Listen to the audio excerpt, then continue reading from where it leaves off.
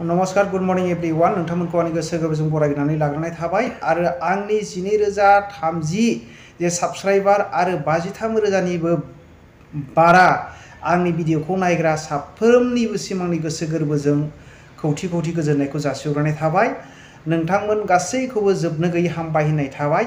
मानो होनोब्ला नोंथांमोनहाबो आंनि बे भिडिअखौ नायबोबाय थानायनि थाखाय। दिनै मोनसे सोंथि फैदों रायजो राजाफोर, बेखौनो आं दिनै नोंथांमोननि गेजेराव लाबोनो सानदों। दा जे प्रमद बर' जे इउपिपिएल हानजाया दानि जोंनि बिटिसिखौ बासायनो थाखाय बिथांमोना फैलार जामारबाय नामा? सिगांले बिथांमोना गोदै गोदै बाथ्रा बुंनानै बेसेबा गिदिर गिदिर बाथ्रा बुंबोदोंमोन, कमिटमेन्ट खालामदोंमोन, नाथाय जोङो दिनै फैलार जाबोनायखौ जों नुनो मोनदों। नोंथांमोना मा नुदों कमेन्ट खालामहर। आरो दिनैहाय मेलनि गेजेरजोंहाय जोङो गोबांथार जायगायाव नुनो मोनदों, दिनै जाय सरकार थायो बे सरकारजोंसो मानसिफ्रा जयनिं जायो। नाथाय दिनैहाय इउपिपिएल आरो बिजेपि सरकार थानाय हान्जानिफ्राय नागारनानै बिपिएफ हान्जायावसो जयनिं जाफैनायखौ जोङो नुनो मोनदों। बे जोबोद दुखुनांथाव बाथ्रा। थारैनो फैलार जानायखौ जोङो नुहुरो। आरो दिनै बिटिसिखौ बासायनो हामारनाय नंला नामा? दिनैहाय बिपिएफनि माखासे मावथि सुबुंफोरा खौरांगिरिफोरनि गेजेरावहाय मा फोरमायनो हास्थायदों आरो खोनासंजोबखांनायनि उनावहाय नोंथांमोनहा कमेन्ट खालामहर। जोंनि बिटिसिया मा जानो थांगासिनो दङ?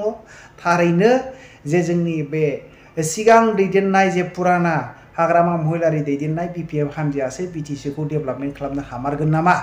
ना दानि मावनानै थाबाय थानाय प्रमद बर' सरकारा साबसिन?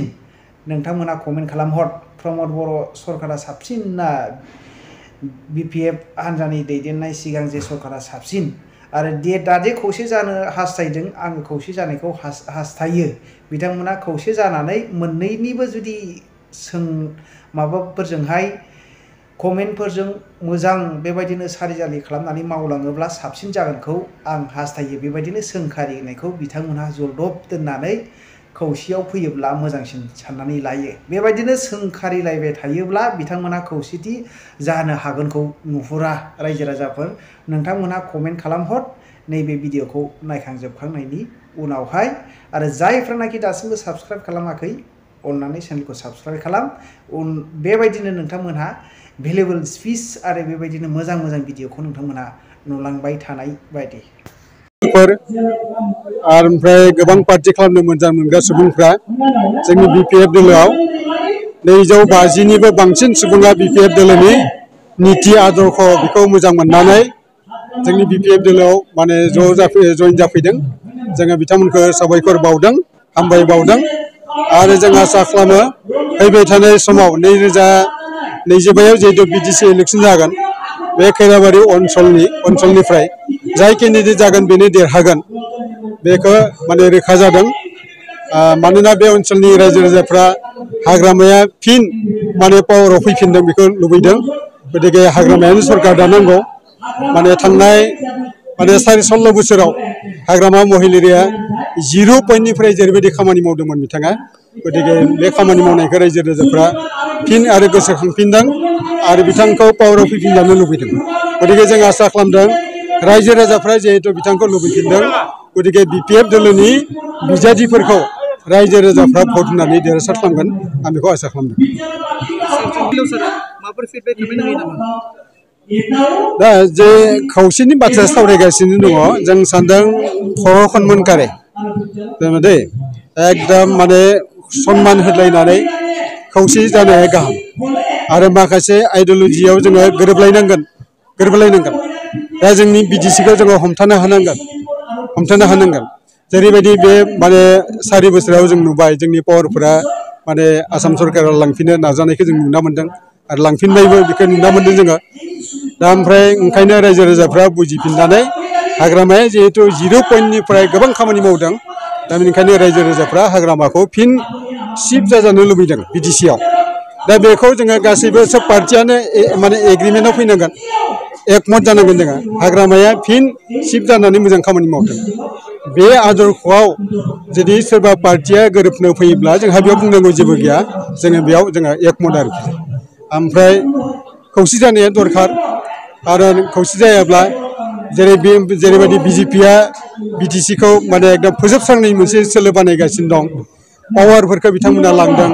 जोंनि पावारफोरखौ लासै लासै माने खोमालांहोदों जों मिथिबाय दिनै बिटिसि सिगांनि समाव हाग्रामानि समाव चिफजों डिपुटि चिफजों दा केबिनेट रेंकनिमोन दा सासेल' चिफआल' केबिनेट रेंकनि जाहैबाय मोनसे गैलायानो दा बे गैयैखौ सोर खालामखो बेखौथ' जों साननांगोन आरो गोरों गोराफ्रा बेखौ माने सानो बेनिफ्राय जोङो प्रिन्सिपाल सेक्रेटारि जों मोननो हादोंमोन प्रिन्सिपाल सेक्रेटारिनि सायाव जोंहा मा जानांगौ एडिसनेल चिफ सेक्रेटारि जों मोननांगौमोन नाथाय बिनि गाहायावसो सिइअ बानायना लाना फैबाय दा बेफोरबायदि बाथ्राखौ जोङो रायजो राजाफ्रा सानदों गोरों गोराफ्रा सानदों बे माने संबिधानाव हरखानाय माने माबाफोरखौनो माने खोमानानै होदों दिनै पावारफोरखौ ओंखायनो गोरों गोराफ्रा दुखु मोनदों दा दिनै बिथांमोना बहुद खोथा बुंदोंमोन इलेक्सननि समाव माने मोनसे स्ल'गान होदोंमोन सोलायनाय नांगौ माने वान भट वान जब होनना बुंदोंमोन दिनै बेफोर माने फेलें जाबाय खामानिखौ मावनो हायाखै दिनैसिम फर्मेलि जोङो मोनसेबो एडभार्टाइजमेन्ट होनायखौनो जों नुनो मोनाखै एडभार्टाइजमेन्ट बे हाग्रामा थानाय समावथ' आसाम ट्रिबुनाव सम बिदि भेकेन्सि थानायफोरखौ जोङो माने फिलआप खालामनो थाखाय जोङो एडभार्टाइजमेन्ट होयोमोन अग्रदुत पेपाराव जोङो बेखौ होयोमोन बड'सा पेपाराव फोसावनाय जायोमोन जे बेखौ फिलआप खालामनो थाखाय जोङो माने एडभार्टाइजमेन्ट होयोमोन आरोखि खिन्थु जों दिनैसिम बेफोरखौ नुनो मोनाखै ओंखायनो जोबोद दुखुनि बाथ्रा जोङो दा उथिबोनाय सेंग्रा सिख्लाफ्रा बहुत जिहेतु शिक्षित जाबाय बे शिक्षित मानसिफोरखौ जुदि साख्रि बाख्रि थिसननायनि मोनसे राहा लायाब्ला दा उपाय गैया जोंनि समाजा गाज्रि जागोन लेखा फरायनाया मोनसे माने बन्द जाहैगोन थाङै थुङै दा गोजौ थाखोनि जों शिक्षा लाहैनो हानाय नङा नेक्स्ट जेनेरेसना ओंखायनो बेफोरनि बागै सिन्तित जानांगौ सिन्तित दा गतिके हाग्रामा महिलारिया जों बे बिपिएफ पार्टिया बेनि थाखाय जोङो सिन्तित जोङो रायजोफ्रा जुदि जोंनो भट होयोब्ला जोंखौ पावाराव लाबोफिनब्ला जों बे खामानिफोरखौ जों मावफिनगोन बेखौ जों खोथा होयो दा बेनो जोङो साफ्रोमबो मानसिया बुजिनांगोन 1987नि 2 मार्चनिफ्राय मुभमेन्ट खालामनानै गेजेराव जोङो बिएसि मोनबाय बिनि उनाव फैयै जोङो बिटिसि जों मोननो हाबाय दा जेनेबा बिटिआर रेकर्डबो जानानै थांबाय खिन्थु जों मोनसे खोथाखौ बुजिनांगोन बेयाव सांबिधानिक भाबै जोङो मब्ला जों स्वीकृति मोनखो सांबिधानिक भाबै बे 2003 सननि 10 फेब्रुवारिनि जिथु बिटिसि एकर्ड बे एकर्डनि जुगेदि जोङो दखरसे एलेका मोननो हादों सांबिधानिक भारत संबिजितनि 6थि सिडुलाव बे एलेकाखौ थिसननानै होदों ट्राइबेलफ्रा बे ओनसोलाव थानानै जौगासारनाय माने मोननांगौ बेयाव लिरखानायानो दङ दा खिन्थु बेफोर दिनै लासै लासै गोमालांनो हमदों ओंखायनो एथ' बोसोर गोलाव संग्राम खालामनायनि उनाव भारत सरकारा जोंखौ सांबिधानिक भाबै जिहेतु मर्यादा होदों बे मर्यादाखौ लानानै जोङो खामानि जों मावलांनांगौ दा ओंखायनो बिपिएफ राजखान्थि हान्जाया बे 2003 सननि 10 फेब्रुवारियाव जिथु बिटिसि एकर्ड बे एकर्डखौ जोङो सनमान होनानैनो जोङो आवगायगोन मानोना बे एकर्डनि गेजेरजों जों 6 सिडुल मोननो हादों बर' भाषाया ए सिडुलाव हाबनो हादों बर' भाषाया आरो जोङो 8,966 बर्ग स्कुवेर किल'मिटार जोङो दखरसे हा मोननानै 40टा डिपार्टमेन्टखौ जोंनो गथायनानै जोङो माने सलायनो होदोंमोन दा बे बाथ्राफोरखौ जोङो बावबा जानाय नङा जोंनि रेकर्डआव दाबो दङ बे माने 17 बोसोर मुभमेन्टआव 2624 जन बेक्तिया मुंख्लं जादों आरो गोबां माने मानसिया न' बां सावजानायनि बाथ्रा दं जेल हाजत जानायनि बाथ्रा दं एनडिपिफ्रा संग्राम खालामनायनि बाथ्रा दं दा बेफोर गथै बाथ्राफोरखौ जों जुदि नटसाट खालामजोबनानै जों जुदि अकल राजखान्थिल' गेलेनो सानो बे इनाय जागोन ओंखायनो जों सानदों सब मानसियानो बे बाथ्राफोरखौ गोसोखांनानै जों जाहाथे बे एलेकायाव दा फ्राय 35 लाख मानसि जाबाय बे 35 लाख मानसिखौ जाहाथे मोजां